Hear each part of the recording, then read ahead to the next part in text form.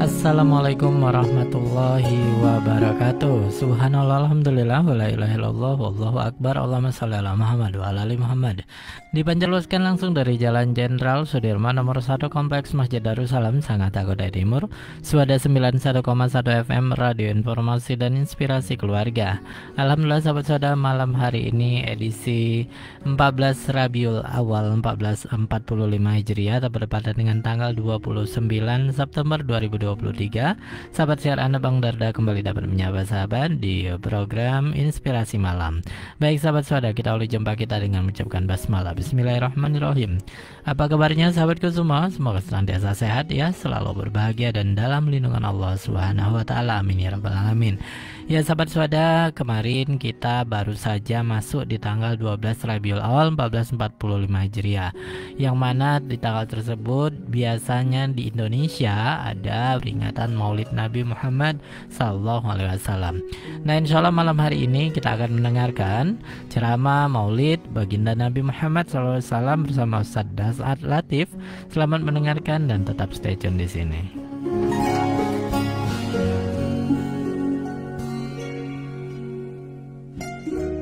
Waktu yang sangat ringkas ini kita akan bercerita tentang sejarah Nabi. 1400 tahun yang lalu lahirlah seorang pemimpin yang tidak pernah melihat wajah bapaknya. Bayangkan, dek gagan tembok nah, tidak pernah dilihat wajah bapaknya. Bersama ibunya cuma 2 tahun saja. 2 tahun saja 4 hari bersama ibunya. Masya Allah. Pindah dari kakeknya, pamannya, kemudian hidup dalam keadaan miskin. Masya Allah, dihina, dimaki, diusir dari kampungnya. Masya Allah, diusir dari kampungnya.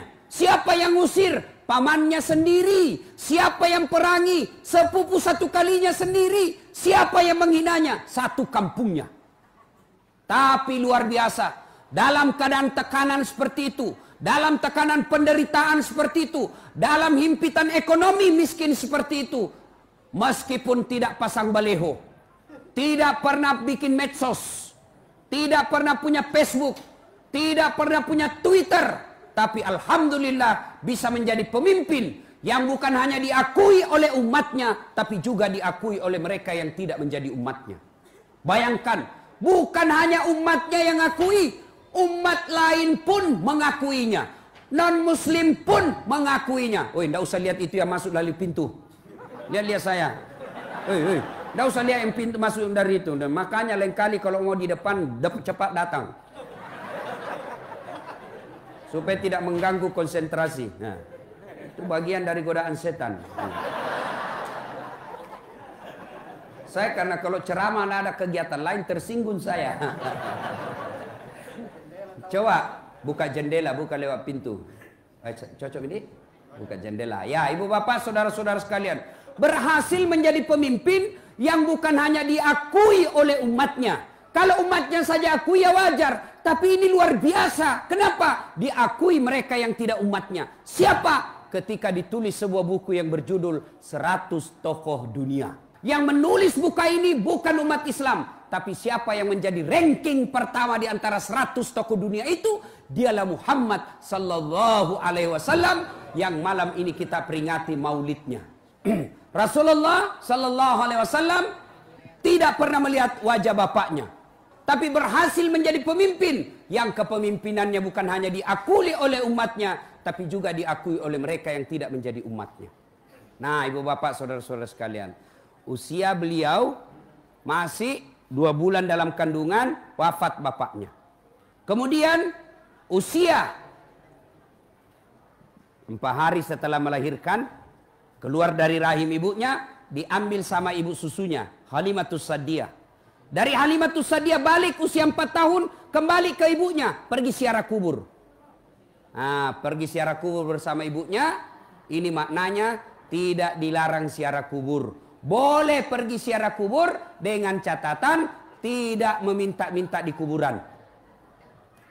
Ya, boleh ziarah kubur. Saya ulang, Islam tidak melarang ziarah kubur, dengan catatan datang ziarah kubur tujuannya satu, bahwa kita betul-betul juga akan meninggal, mengingat kematian. Tujuan kedua, menghindari fitnah dunia. Apa maksudnya? Jangan sampai rumah kita mewah di Samarinda seberang, rumah kita ada mobil parkir 3, begitu lewat orang di kuburannya bapak kita, rumputnya tinggi, makamnya nisannya bengkok, sudah runtuh pasirnya, sehingga menjadi fitnah dunia. Orang berkata, kasihannya ini orang meninggal, rumahnya anaknya mewahnya, bagusnya rumahnya anaknya, ternyata tidak terurus kuburannya bapaknya.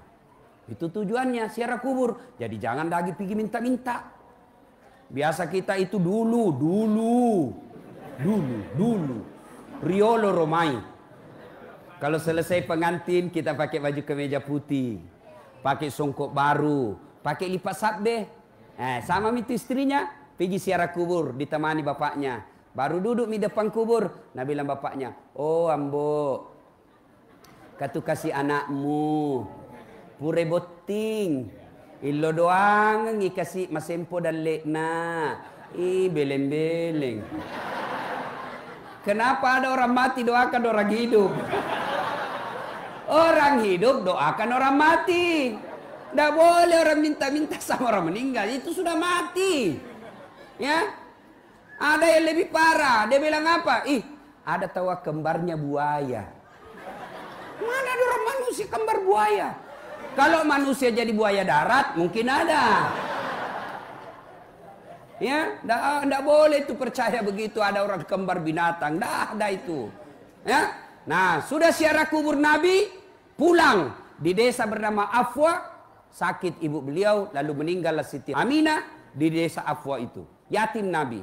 Usia Nabi yatim diambil oleh kakeknya Abdul Muttalib, usia 6 tahun. Sampai usia 8 tahun meninggal lagi, kasihan kakeknya. Coba bayangkan, tidak pernah dilihat bapaknya. Usia 6 tahun meninggal ibunya. Meninggal lagi kakeknya usia 8 tahun. Diambil oleh pamannya. Siapa nama pamannya? Siapa nama pamannya? Abu Talib, diambil sama pamannya. Usia 12 tahun Nabi mulai berdagang. Nabi dagang bersama dengan pamannya. Beliau pergi ke Syam. Itulah Syria sekarang. Yang dihina, yang perang sekarang. Penduduknya pergi mengungsi. Bapak-bapak kalau cinta kepada Nabi, malam ini sedekahlah untuk membantu orang-orang Syam. Sampai di negeri Syam, ada seorang pendeta yang melihat tanda-tanda kenabian. Namanya pendeta Bukhaira. Ya, pendeta ini punya informasi menurut Injil. Injil menjelaskan ada 3 tanda kenabian. Satu, dia lihat, ini kemana ini anak muda di atas onta? Ada awan melindunginya. Anak muda di atas onta ke kanan, awan ke kanan. Dia ke kiri, awan ke kiri. Pendeta Bukhaira berkata, ini tanda-tanda Nabi. Tanda-tanda Nabi. Akhirnya apa? Dia panggil Abu Talib. Abu Talib, tal, sini dulu. Agak cepuk. Tentu dalam buku tidak ada capok. Ini bahasa Bugis. Karena sini saya dengar banyak orang Bugis toh. Nah, luar biasa ini orang Bugis. Banyak. Di mana-mana saya ketemu orang Bugis, Pak. Saya ke Biduk-Biduk banyak orang Bugis. Saya ke Pulau Kijang Sumatera banyak orang Bugis. Saya pergi Sabah Sarawak banyak orang Bugis. Sebegitu saya masuk penjara banyak juga orang Bugis. Tanya Pak Kapolsek. Bercanda ya, bercanda Pak ya. Nah, Bapak saudara-saudara sekalian dipanggil. Tal. Penasaran ini pendeta Bukhaira. Lalu dia tanya, Abu Talib, siapa namanya ini? Kemanakanmu? Muhammad. Dia bilang, cocok. Tanda kenabian yang kedua, namanya Ahmad. Menurut Injil. Dia penasaran. Akhirnya apa? Dia mau lihat tanda kelahirannya. Ada di belakangnya Baba. Tahu Jaki Baba tuh? Saya tidak tahu apa bahasa Indonesianya. Yang penting kalau orang bilang Baba, nah tahu mintu. Baba. Oh dia lihat, ini Nabi ini. Lalu pendeta Bukhaira berkata, Abu Talib, palisu siga anuremu. Kembalikan cepat ini kemanakanmu. Kalau didapat orang Yahudi, dia bunuh. Lama dia tunggu ini orang Yahudi. Akhirnya apa? Nabi beserta pamannya. Waktu itu belum jadi Rasul, kembali tidak melanjutkan perjalanannya. Masya Allah. Usia 25 tahun. Bekerja sama Siti Khadijah. Bangsawan kaya, perempuan janda, sudah 2 kali janda. Akhirnya apa? Menikah dengan Siti Khadijah. Rasulullah umurnya 25 tahun, Khadijah umurnya 40 tahun. Nikah. Setelah menikah, alhamdulillah dikaruniai anak. Siapa nama anak pertamanya Nabi? Siapa? Saya kasih lagi hadiah, kasih keluar lagi. Keluar kembali, keluar kembali. Siapa? Siapa? Hah? Ruqayyah? Salah. Siapa? Hah? Siti Fatimah? Salah. Siapa? Siapa? Sini.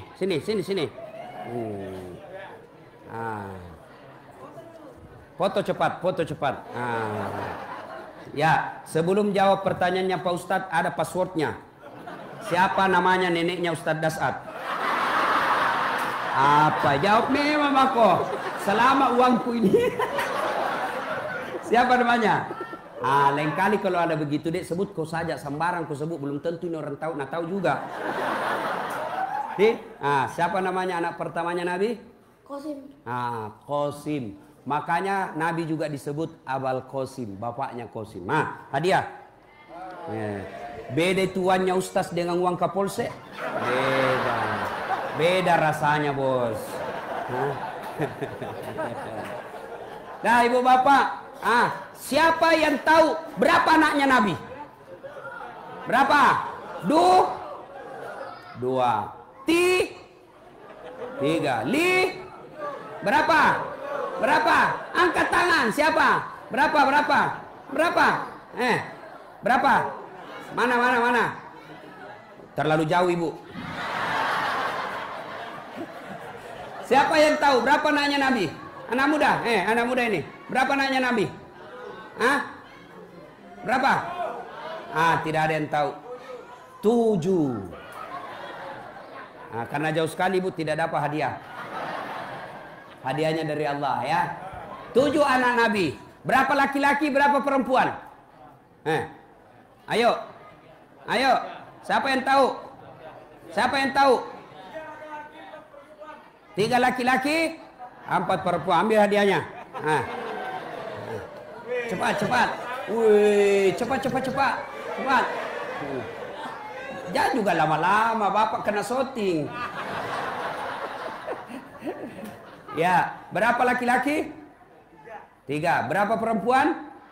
Jumlahnya 7. Dari anak? Sebut siapa nama mamanya? Siapa nama mamanya ini yang 7 laki-laki, 7 anak Rasulullah?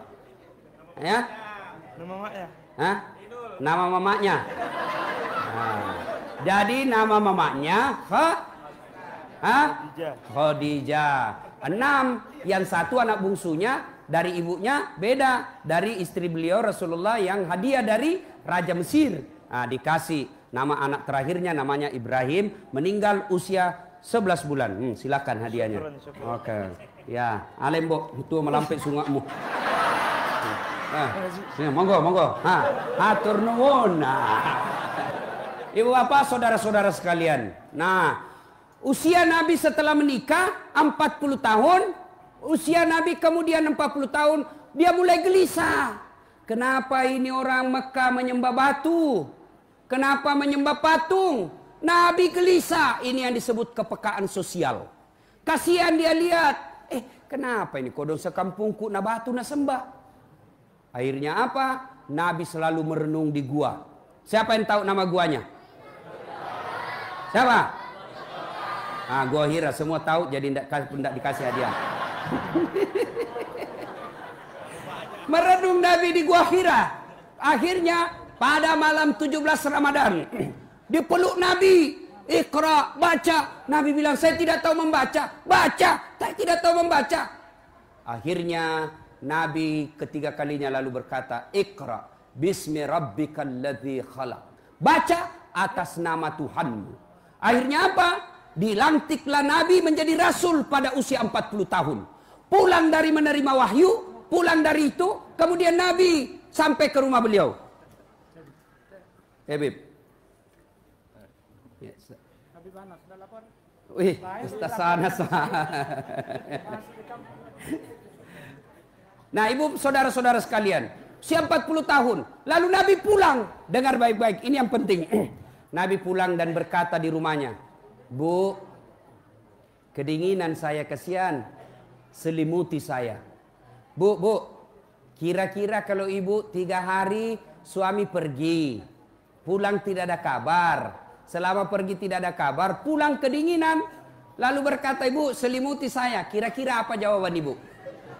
Hah? Langsung dikasih selimut? Tidak, diinterogasi dulu. Dari mana kok? 3 hari menghilang, tiba-tiba dingin. Boleh kega kok? Mana itu HP-mu? Periksa dulu. Khadijah tidak. Pulang Nabi, kedinginan. Nabi bersabda, selimuti saya. Khadijah dengan tegas menjawab, sami'na wa ata'na. Saya dengar dan saya taati. Hikmah maulid pertama, ibu-ibu kalau mau mencintai Rasulullah, maka cintai Rasulullah dengan cara apa? Hilangkan sangka buruk kepada suami.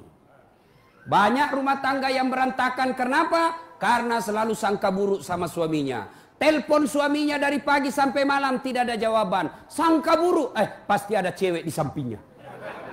Telepon suaminya tidak dijawab, sangka buruk, pasti dia lagi ngambek ini. Jangan, bersangka baiklah. Telepon suami tidak dijawab, sangka baik. Oh, mungkin HP-nya dilupa di jok mobil. Oh, mungkin suamiku lagi sholat duha. Oh, mungkin suamiku lagi menghadap sama bos. Maka berhentilah bersangka buruk, karena tidak ada sangka buruk yang baik. Tidak ada baiknya sangka buruk. Hikmah maulid, berhentilah sangka buruk kepada sesama manusia, terutama dalam rumah tangga. Sangka baik saja. Tiba-tiba ibu lagi di rumah ngaji, masuk SMS, Bu, saya lihat suami tak bonceng cewek. Maka kalau dia wanita muslimah yang baik, maka dia jawab, alhamdulillah, berarti suami saya dapat rezeki. Dia bilang lagi yang kirim, kok bisa? Karena suamiku tukang ojek, jadi pantas dia pantas. Tenang perasaan. Berhenti sangka buruk. Tidak ada baiknya sangka buruk. Berdoa pun tidak boleh sangka buruk kepada Allah. Saya kenapa 3 tahun ini berdoa, kok tidak dikabulkan doaku? Percaya bahwa apa yang Bapak minta tidak baik. Ya Allah, mudah-mudahan saya jadi pedagang yang sukses. Allah tahu kalau ibu jadi pedagang yang sukses, ibu sombong, tidak datang ke masjid, maka Allah senang. Biarlah ibu tetap miskin supaya datang ke masjid. Saya dulu daftar tentara. Tes fisik tidak lulus, Pak. Kenapa? Ceper. Tidak cukup tinggiku. Ya Allah, kenapa kok lahirkan saya dalam keadaan pendek? Aku tidak ada rugi jadi Tuhan kalau saya jadi tentara. Tidak lulus saya, Pak. Temanku lulus polisi. Sekarang dia reserse di Sulawesi Barat. Pakai baret merah. Saya lulus jadi ustadz pakai baret putih. Tapi alhamdulillah dengan baret putih yang saya pakai, mulai baret hitam sampai baret merah, kucaramaiku semua. Sangka baik, jangan sangka buruk. Saya 2013 ikut Pilwali Makassar.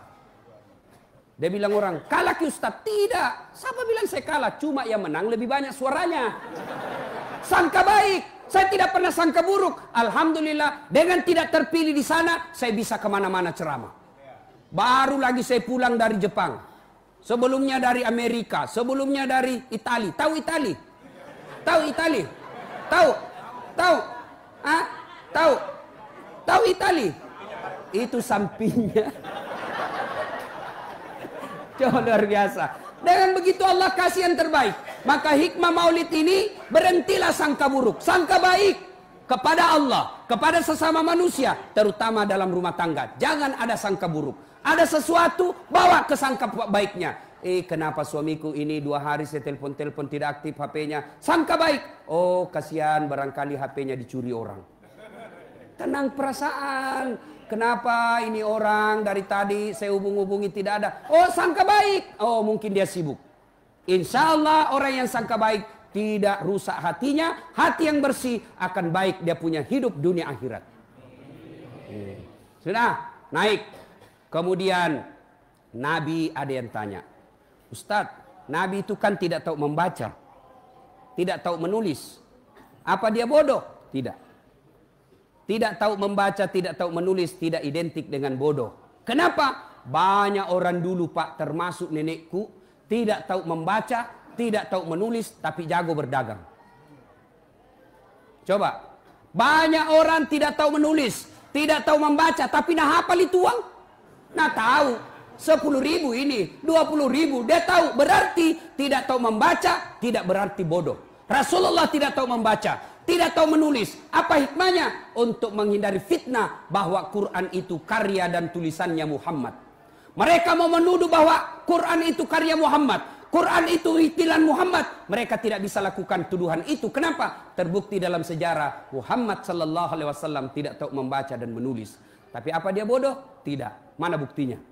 Pada usia beliau 36 tahun, belum jadi nabi, terjadi pertengkaran di Mekah. Apa judul pertengkarannya? Ka'bah dipugar. Di Ka'bah itu ada batu Hajar Aswad. Hajar Aswad ini diturunkan, selesai dipugar Ka'bah, mereka bertengkar. Kata Bani Adi, saya lebih berhak kasih naik ini batu Hajar Aswad. Kata Bani Auf, saya lebih berhak. 4 suku. Akhirnya 3 hari 3 malam tidak ada keputusan. Sampai hari ke-6 baru ada keputusan. Apa keputusannya? Begini, besok kita lihat siapa manusia pertama yang lewat di pintu masjid. Itulah yang kita suruh untuk tunjuk siapa yang angkat ini batu. Setuju? Setuju. Akhirnya tunggu. Ternyata besok siapa yang lewat di pintu itu? Dialah Muhammad yang digelari orang Makkah Al-Amin, yang terpercaya. Oh, langsung dia bilang orang Makkah, cocok nih. Dek Nana salah. Iya, na cocok nih. Ini orang jujur ini, tidak pernah salah-salah bicaranya ini. Baik, ya Muhammad, kami ini ceritakan. Kami ini berhari-hari bertengkar. Tidak sepakat untuk mengangkat baju Hajar Aswad ini. Menurutmu siapa yang lebih berhak? Nabi lalu membuka serbannya. Tahu serban? Tahu serban? Dia buka serbannya. Berapa sudutnya serban? 4 sudut. Lalu Nabi buka, hamparkan serbannya. Lalu semua kepala suku yang 4. Tabe, pegang ke sini. Kabe, pegang sini. Tabe, pegang sini. Sama-sama kepala suku pegang 4 suku. Lalu Nabi bersabda, daripada sampean ribut, biar saya yang angkat ini batu, kasih masuk di serban. Lalu 1, 2, 3, angkat rame-rame. Selesai itu dari bilang Nabi, ayo tempel masing-masing. Pegang semua tangannya, tempel. Selesai masalah, tidak ada masalah. Ini namanya menyelesaikan konflik dengan menguntungkan semua belah. Artinya apa? Rasulullah itu cerdas. Buktinya bisa mengatasi konflik tanpa ada yang merasa tersinggung. Berarti kalau kita cinta sama Nabi pada malam ini, anak tak kasih sekolah tinggi-tinggi. Ustadz, bagaimana mau sekolah Ustadz? Bapaknya hanya petani. Bapaknya petani, tapi Tuhannya bapaknya maha kaya. Jangan sampai tidak sekolah karena tidak yakin. Allah yang ngatur rezeki anak kita, bukan bapaknya. Sekolahkan anak kita. Supaya apa? Kalau umat Islam cerdas-cerdas, maka orang di luar Islam tidak berani ganggu kita. Tapi kalau kita dongok, bodoh, beleng-beleng, nah kasih bodoh-bodoh ki orang. Makanya suara tak kadangkala dibeli. Kadangkala kita salah milih pemimpin. Kenapa? Karena kita bego. Maka sekolah. Oh, luar biasa itu. Ali bin Abi Thalib. Ada 4 sahabat Nabi. 1, sahabat utama Nabi, Abu Bakar Siddiq.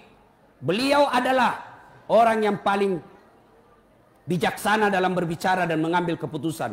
Yang kedua, Umar bin Khattab. Beliau adalah sahabat Nabi paling tegas, diberi gelar Al-Faruq, artinya paling hebat memisahkan antara yang batil dan yang haram, yang batil dan hak. Kemudian yang ketiga, Utsman bin Affan, tokoh muda kaya tapi dermawan membantu. Kemudian yang keempat, Ali bin Abi Thalib, anak muda yang cerdas. Dengan ilmu kau bisa dapat harta, tapi dengan harta belum tentu kau dapat ilmu. Mana contohnya Ustadz? Ada orang di kampungku kaya. Diajarlah dia membaca karena dia tidak tahu membaca. Diajarlah membaca sama cucunya. Nah, dikasih lihatlah gambar. Jai. P tambah P SO so Pepso. D. Apa bacanya? Odol. Masuk lagi guys. Coba. Dia waktu itu masuk wartel. Tahu wartel? Tidak ada sekarang wartel. Warung telepon. Oh kaya ini pak. Diambil nomor HP-nya anaknya. Dia buka. Langsung dia bilang, halo. Ambok Muna. Halo. halo. Dalam hatiku, bagaimana mau nyambung? Dan pencet dulu nomornya. Saya bilang, Haji, pencet dulu. Ya Pak Guru nak, ku pencet nih. Sudah itu, nak telepon, halo, halo. Ku bilang, tak balik Haji. Kenapa? Yang di mulut nak simpan di telinga. Yang di telinga simpan di mulutnya. Ku bilang, Haji, tak balik. Langsung dia bilang lagi, loha. Oh loha. Coba, ini banyak duitnya. Tapi karena tidak punya ilmu, baru di Makassar mati lampu, tidak bisa berapa-apa. Coba, banyak orang banyak duitnya, tapi masuk di restoran pusing. Dia bilang, mana nak senyan rioron nak. Enak semua dimakan itu tadi nak. Satu saja yang tidak enak, batena emak dek na melok tama. Kutelan tidak mau masuk nak. Nah bilang anaknya, yang mana mbok? Nah bilang, itu yang putih tipis. Ternyata apa? Tisu. Ini banyak duitnya tapi tidak punya ilmu, menderitalah dia. Sebaliknya, dengan ilmu kau bisa dapat uang. Ya, dengan ilmu kita bisa dapat uang. Dengan uang belum tentu dapat ilmu. Dan kelebihan lagi ilmu berkaitan dengan ibadah, hampir bisa dipastikan Bapak gagal dalam ibadah kalau tidak punya ilmu. Tidak tahu syarat sahnya puasa, tidak tahu syarat sahnya sholat, tidak tahu syarat sahnya ibadah yang lain, maka sholat ibadah yang kita lakukan pasti batal.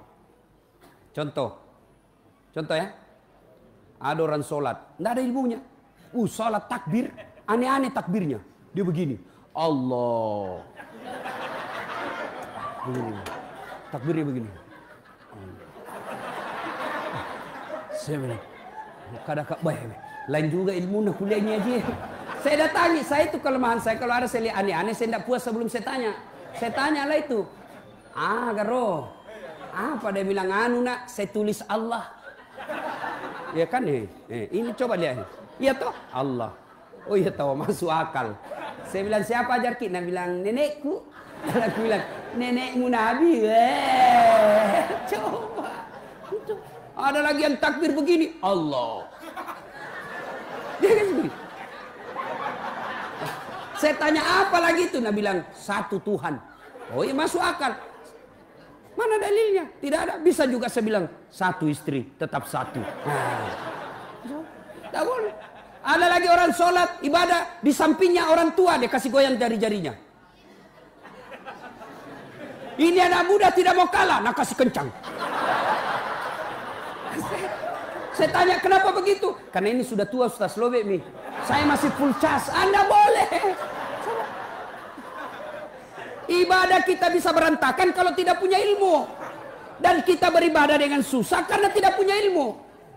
Ada pernah suatu ketika saya ceramah bahwa kalau Ramadan itu siang saja yang tidak boleh berhubungan istri, malam boleh. Selesai ceramah datang lah ini bapak-bapak. Ustaz, serius Ki? Maksudnya apa Pak? Kalau malam boleh? Boleh. Yang tidak boleh itu asan subuh sampai asan maghrib. Asan maghrib sampai asan subuh boleh. Serius lah? Iya, dia bilang. Masya Allah Ustaz, saya sudah 6 tahun biar malam tidak juga. Saya bilang, kadongok kok. Ya, kebelajar. Ya, hari Jumat, berapa banyak orang nanti di akhirat tidak punya pahala Jumat. Kenapa? Karena dia datang saat khatib sudah Assalamualaikum. Dia bisa lakukan ini. Kenapa? Karena dia tidak punya ilmu. Dia datang sholat Jumat, paling terlambat datang, paling cepat pulang. Mau masuk, dia bilang, tunggu dulu, masih bisa habis 2 batang ini. Dia ketawa, saya serius ini. Ada perokok di sini? Ada? Ada? Berhentilah Pak. Bapak kalau tidak bisa nyumbang Palestina, sumbang dengan cara apa? Berhenti merokok. Apa hubungannya Ustadz? Itu rokok, pabrik rokok yang ada di Indonesia, semua pemilik sahamnya orang Yahudi. Tahu Yahudi? Itulah yang tembaki kasihan orang-orang Islam Palestina. Masih kecil, bayangkan Pak, saya pernah lihat tayangan medsos, anak-anak kecil di baris usia-usia belasan tahun dia geret lehernya. Tidak bisa melawan. Bayangkan, diperkosa mamanya di depannya, diperkosa saudara perempuannya di depannya. Untuk apa? Meruntuhkan mental orang Islam. Supaya apa? Mereka tidak berani dan malu menjadi orang Islam. Siapa yang lakukan itu? Yahudi. Dan apa bisnisnya Yahudi di Indonesia? Itu rokok. Berhenti merokok Pak. Kalau Bapak mau perang sama orang Yahudi, berhenti merokok. Bangkrut mereka kalau Bapak tidak merokok. Bayangkan berapa Bapak beli satu hari. Kali 1 bulan, kali 1 tahun. Dan 20% dari harga rokok yang Bapak beli langsung dikirim ke Israel untuk membantu peralatan senjata mereka. Jadi Bapak merokok, kita tembaki orang Islam itu secara tidak langsung. Berhenti merokok. Kalau tidak bisa berhenti merokok, silahkan pegang rokok. Tapi jangan kasih ketemu api. Itu saja kita pegang-pegang.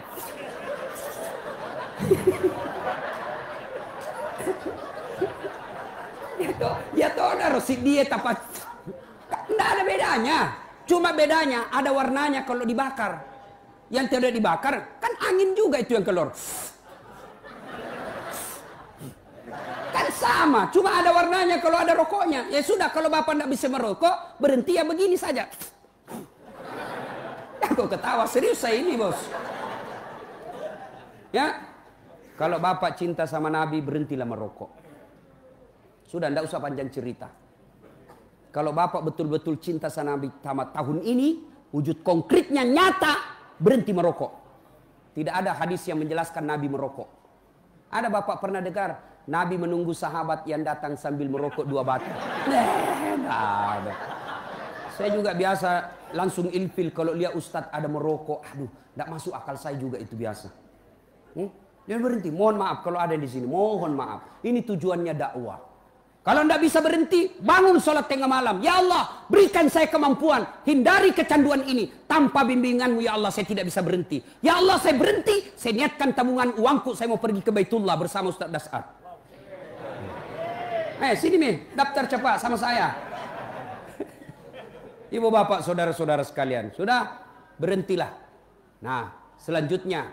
Usia Nabi makin uzur. 12 Rabiul Awal, hari Senin, tahun ke-11 Hijriah.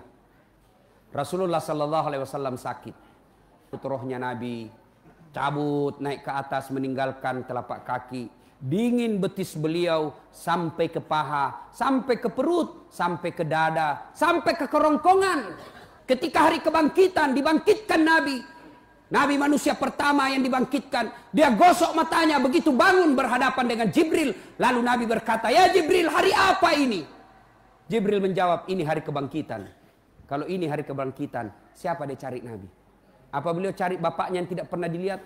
Apa beliau cari keluarganya, Hasan Husain cucunya yang tersayang? Tidak. Nabi mencari, Jibril, kalau ini hari kebangkitan, aina ummati? Mana umatku? Mana umatku? Mana kasihan umatku? Masya Allah. Inilah cintanya Nabi kepada kita. Nah sekarang bagaimana cinta kita kepada Nabi? Ayo. Bagaimana cinta kita kepada Nabi? Nabi jelaskan, sepelit-pelit di antara kalian, dia dengar namaku disebut, dia tidak bersalawat kepada aku. Kita biasa dengar Nabi Muhammad salawat tidak ikhlas. Muhammad sallallahu. Apa artinya itu bos? Nabi Muhammad sallallahu. Panas saya cikali. Allahumma salli ala Sayyidina Muhammad wa ali Sayyidina Muhammad. Pak, bayangkan kecintaannya Nabi kepada umatnya. Ketika beliau dilempari di Taif. Datang malaikat menawarkan bantuan. Jibril berkata, "Tak lewat-lewat mana nih pak kampungnya? Keterlaluan mereka satu kampung ya Muhammad. Allah utus saya. Kau berdoa saja, saya timpakan mereka, saya hancurkan satu kampung." Mendengar ini, apa kira-kira jawaban Nabi? Misal nih, saya dilempar, dimaki, dilempar sampai jatuh gigiku. Datang Pak Kapadandim. Bagaimana Pak Ustaz? Tembak, hancurkan satu kampung. Tapi Nabi tidak. Apa jawaban Nabi? Ya Jibril, kalau hari ini Allah ingin mengabulkan doaku, saya hanya berdoa kepada Allah. Ya Allah, berikan mereka hidayah orang-orang Taif. Mereka melempari saya karena mereka tidak tahu apa yang saya bawa buat mereka. Akhirnya Allah mengabulkan doanya. Sampai sekarang dari semua kampung yang pernah saya lalui, saya pernah datangi di Saudi, Taif, orangnya akhlaknya baik-baik. Nabi doakan mereka baik akhlaknya.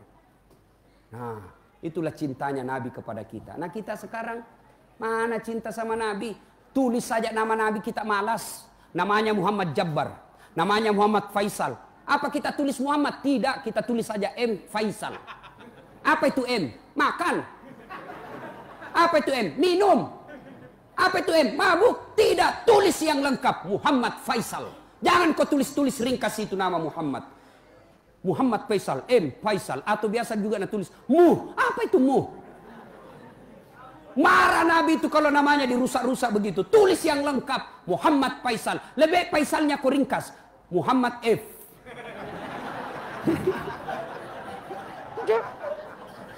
Ya juga seperti mahasiswaku. Dia tulis namanya W Taufik W. Banyak na W nah. Tulis kok. Dia bilang panjang sekali Ustaz. Tidak mau absen. Tulis. Sekali nana tulis panjang betul. Apa itu W Taufik W. Ternyata apa? Wabillahi taufik wal hidayah.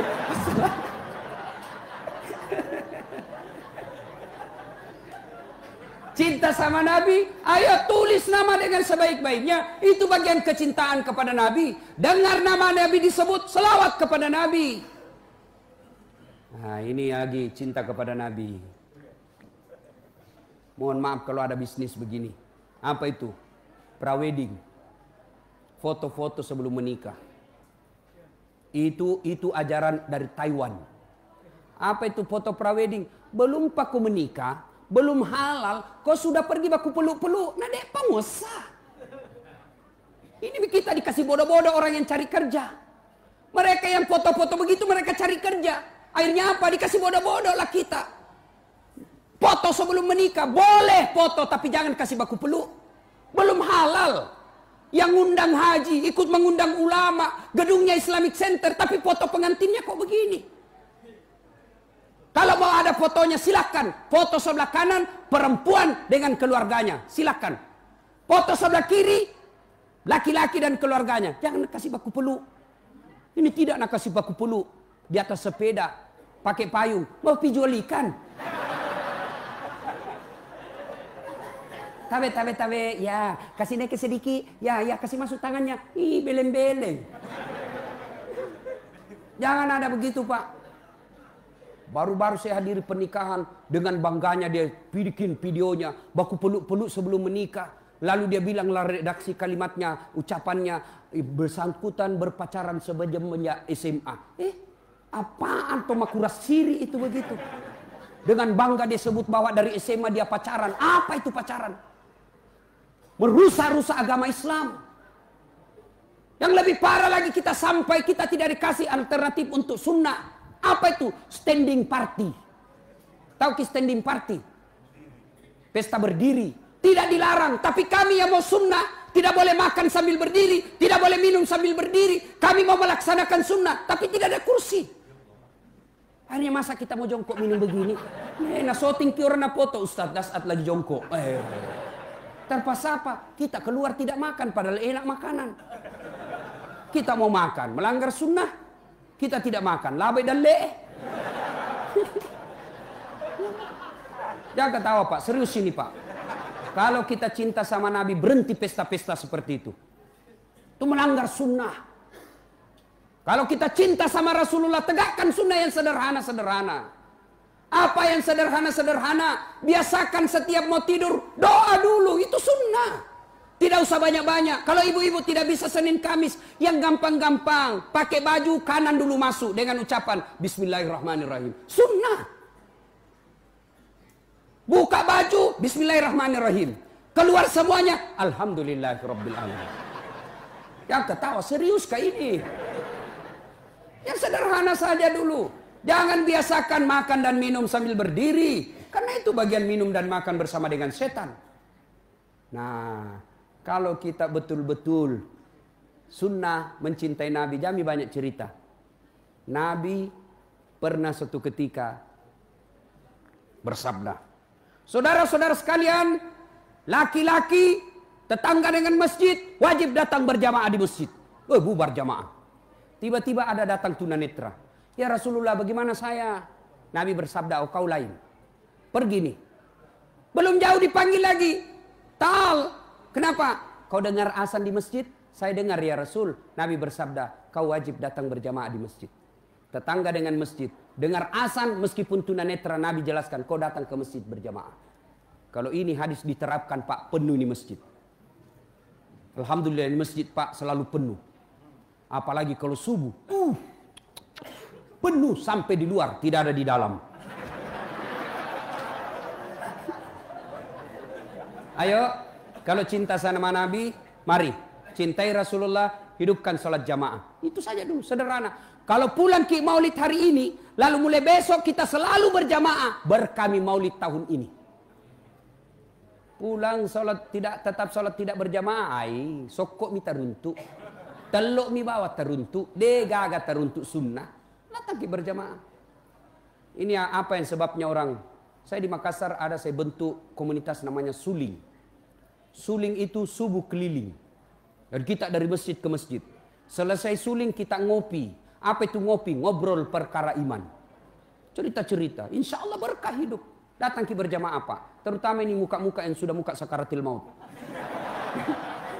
Datang Ki Pak. Jangan sudah muka sakaratil maut masih juga malas ke masjid. Maga pitu mutobat cilaka. Datang Ki berjamaah. Kita juga yang imam kalau datang orang berjamaah jangan terlalu panjang baca-bacanya. Ada juga itu imam suka nasiksa jamaah. Dia tidak tahu siapa yang ngajar. Itu gunanya orang balik dulu sebelum takbir Pak. Lihat Ki dulu siapa pasukan tak. Oh banyak nenek-nenek. Jangan yang panjang. Remati kasihan kita sisa baca yang panjang-panjang. Surah Al-Anfal ayat 2 sampai 40. Nah selesai. Itu orang di belakang orang tua begini mami kesini. Naik lagi kasih. Mula suruh. Batina nasi satu matoy kasih. La ilaha illallah. Jangan menyiksa Pak. Nabi menjelaskan kalau kau jadi imam ringkaskan bacaanmu. Kalau kau jadi imam baca yang umumnya orang hafal. Tujuannya apa? Kalau ringkas orang tidak menghayal. Ya, ini tidak. Mau ki ikut. Tidak dihafal. Mau ki ruku. Belum mulai ruku imam terpaksa dibaca semua pengumuman. Matikan handphone. Coba, sudah dibaca lagi saldo kas, pemasukan. Dia baca semua Pak. Sudah dibaca itu bajunya lagi orang dia baca. Persatuan Guru Republik Indonesia, cabang Samarinda seberang. Semua dibaca. Siapa yang salah? Imam. Ringkaskan. Yang kedua kata Nabi, baca yang umumnya orang hafal. Tujuannya apa? Supaya orang bisa ikut. Coba kalau imam baca Qul huwallah, biar anak-anak ikut. Begitu imam baca surah Al-Anfal ayat 2 sampai 40, dia husuk dengan bacaannya kita menghayal di belakang. Begitu salah imam, ewa ya lemu.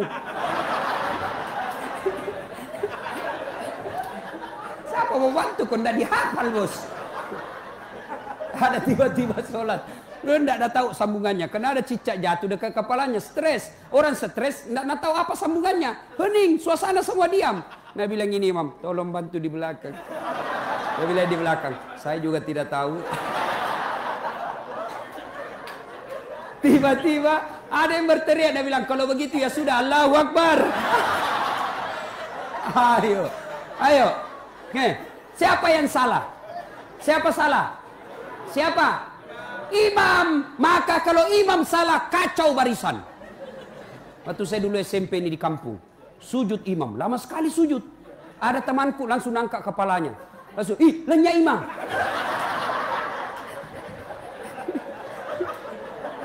Ternyata imam hilang Pak di depan. Bagaimana tidak kacau? Kacau jamaah satu masjid. Langsung saya pergi tanya, Pak Imam, maka tak saling beri jamaah? Metukan kentut saya bilang, lain kali Pak Imam kalau kentut angkat dulu kepalanya jamaah supaya dia lihat pergi. Dia bilang, watung kena masiri kairita. Kacau salat. Yuk, siapa yang salah? Siapa salah? Imam. Kalau makmum kentut, jamaah tetap jalan. Kalau jamaah rusak wudunya, jamaah tetap jalan. Tapi kalau imam salah, kacau jamaah. Maka hati-hati milih imam. 2019 kita milih imam. Hati-hati milih imam. Bapak salah milih imam, Bapak menderita. Kalau jadi makmum, orang bodoh boleh jadi makmum. Menurut fikih. Orang gila boleh jadi makmum. Anak-anak boleh jadi makmum. Doktor boleh jadi makmum. Insinyur boleh jadi makmum. Petani boleh jadi makmum. Tapi imam hari-hati. Ketat fikih mengaturnya. Kenapa? Karena dialah pemimpin. Kalau salah imam, berantakan kita punya pasukan. Jelas? Ibu bapak saudara-saudara sekalian, hidupkan sholat berjamaah. Andai Nabi jelaskan, andai saja umatku dia tahu keutamaan sholat berjamaah terutama subuh, mereka akan datang ke masjid walaupun mereka merangkak. Cuma kita malas datang ke masjid. Kenapa? Karena kita tidak lihat pahalanya. Ibu bapak saudara-saudara sekalian, banyak yang ingin kita sampaikan, tapi waktu yang terbatas. Belum? Belum apa? Bapak enak, saya yang capek. Ya, ibu bapak saudara-saudara sekalian, berikutnya, kalau kita cinta sama Nabi, biasa kalau ada orang kita cinta itu sering-sering disebut namanya toh. Wih, misal saya lagi jatuh cinta sama Ecekku. Oh, kasih nakega aku tuh kasih Ecekku. Oh, kalau sayang. Kalau cinta sama Nabi, salah satu di antaranya kita sering menyebut orang yang kita cintai. Bagaimana cara menyebutnya? Dengan banyak bersalawat kepada Rasulullah. Jangan anggap enteng itu salawat, Pak. Boh, kita ingat waktu kecil dulu. Saya masih ingat, Pak. Kalau kita lagi makan, tiba-tiba keselak, tulang ikan, tidak dibawa lari ke THT tenggorokan, ahli dokter tenggorokan, tidak. Langsung mama tak ambil beras, ambil apa itu? Nasi. Nah kemoy. Emai nak, emai. Salawatku. Allahumma sholli. Hilang. Masih ingat dulu ibu-ibu kalau masak, tiba-tiba kena api, tiba-tiba kena minyak goreng, tidak lari ke ahli kulit. Apa? Dia ambil itu, lalu salawat. Allahumma sholli ala sayyidina. Allahumma sholli ala sayyidina. Sembuh. Saya pernah pergi ke apalagi itu dulu Haji Nas, lupa pulau apa namanya, Pulau Aru apa, Tanjung Aru kayaknya. Saya pergi dibawa ke sana, pergi ceramah, pakai perahu katinting, tok. Saya naik perahu, ternyata kenal pot, saya kira kayu, kenal lepokna, saya kira kayu karena dia coklat. Saya pegang langsung bau hangus, di tengah laut, mau pulang, tidak mungkin nih. Terpaksa saya langsung ingat keutamaan salawat. Dengan izin Allah tidak rusak. Ini fakta Pak yang saya alami. Salawat saja, banyak-banyak bersalawat. Ibu-ibu ada masalah dalam rumah tangga, salawat sebanyak-banyaknya. Biar Allah yang tolong kita. Bapak-bapak mau buka bisnis, salawat kepada Nabi. Ya Nabi salam alaik, ya Rasul salam alaik, ya Habib salam alaik. Duduk baik-baik, salawat kepada Nabi dengan sebaik-baiknya. Jangan salawat tidak bagus. Nggak jelas itu bos. Panasai. Ya bagus. Sallallahu ala Muhammad, sallallahu alaihi wasallam, sallallahu ala Muhammad, sallallahu alaihi wasallam. Itu dulu barasanji di kampungku. Saya masih ingat. Tapi ada temanku nak pelesetkan kipak, nak pelesetkan apa salah-salah. Apa dia bilang? Ya ko tello alamoi, ya ko manu alai mai.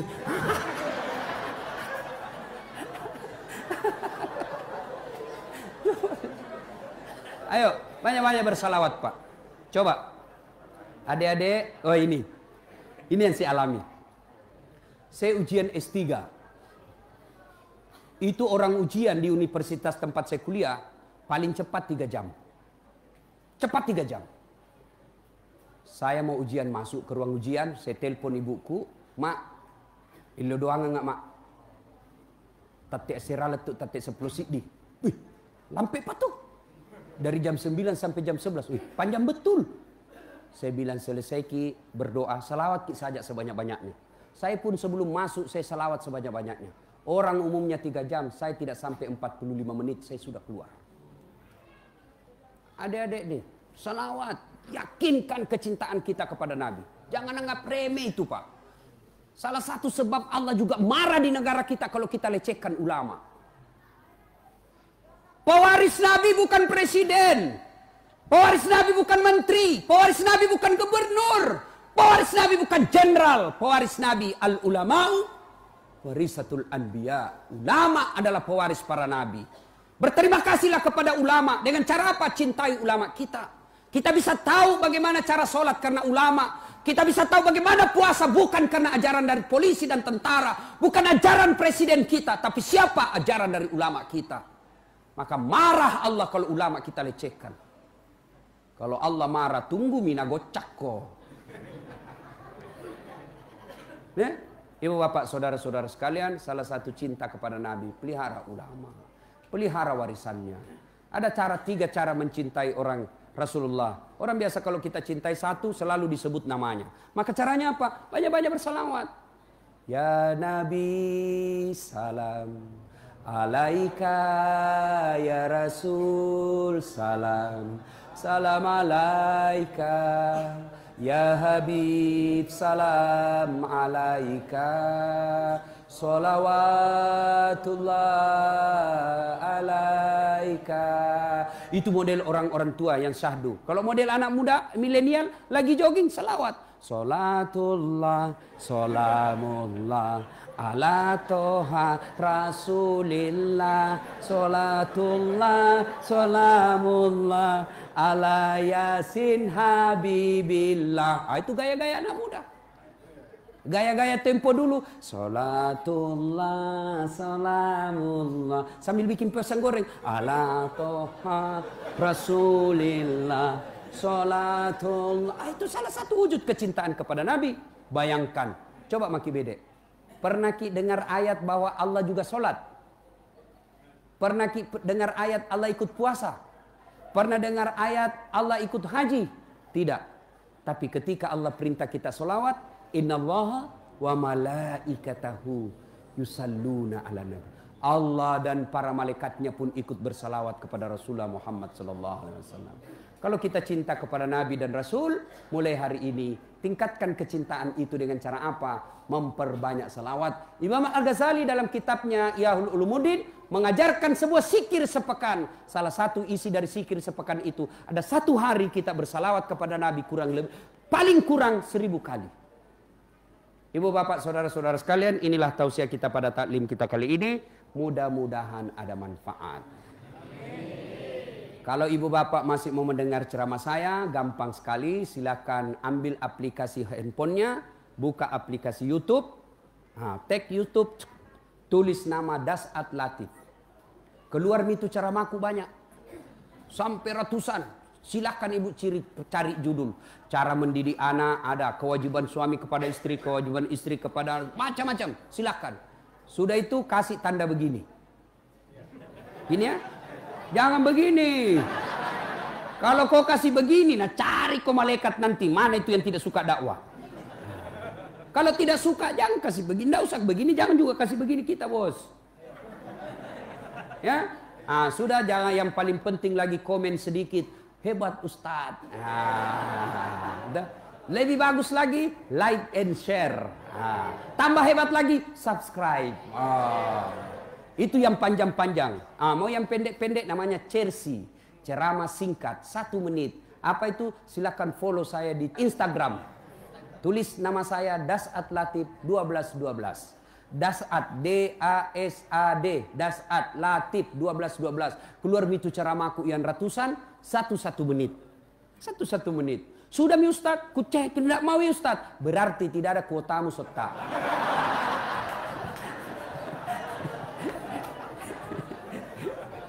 Demikian, mudah-mudahan ada manfaat. Sebelum kita akhiri, mari kita kirimkan suratul Fatihah kepada Rasulullah Muhammad sallallahu alaihi wasallam. Khasiat dan keutamannya kita ikhlaskan untuk Nabi dan para sahabat dan untuk kita semua. Al-Fatihah.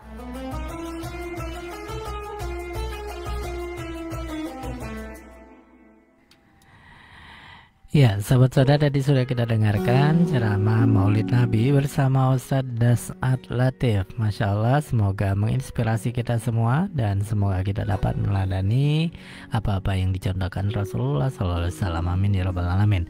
Mari kita tutup dengan hamdalah, alhamdulillahirabbil alamin, dan doa kafaratul majelis. Subhanakallahumma bihamdika asyhadu an la ilaha illa anta astaghfiruka wa atubu ilaik. Wassalamualaikum warahmatullahi wabarakatuh.